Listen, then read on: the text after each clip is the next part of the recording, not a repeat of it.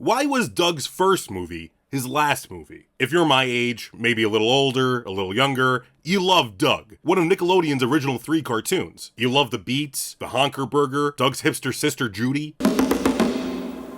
My soul throbs. So why is it when they finally made a movie, it bombed at the box office and led to the end of Doug as a franchise? Maybe it was the cocky decision of calling it Doug's first movie, assuming there would be a second, like Babe Ruth calling his shot at Wrigley Field. But it's more likely because Doug was purchased by Disney toward the end of the Eisner era. It's 1994, and animated television shows are blowing up. Nickelodeon showing the world there's a place for kids programming on cable. Doug's been running for 3 years, and Disney's desperate for raw creative content, as what they had till that point was Mickey Mouse adjacent shows. In 1996, they purchased Doug from Nickelodeon and its production company Jumbo Pictures.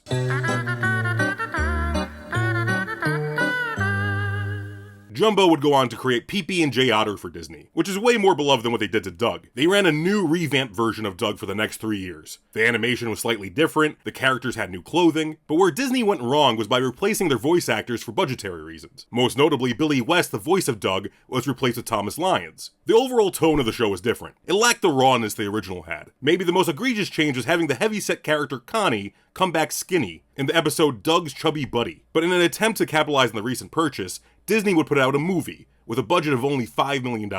So to say Doug's first movie flopped is a bit extreme. They made money because the budget was so low, but opening at number 5 with $4 million and a total gross of $19 million is not Disney's idea of a successful film. Doug's first movie was something I actually treasured as a kid, mostly because it was familiar and I had the VHS, but after a recent attempt at a rewatch, I found it to be mostly bland and almost unwatchable. Do you remember Doug? Are you crossing your fingers for Doug's second movie?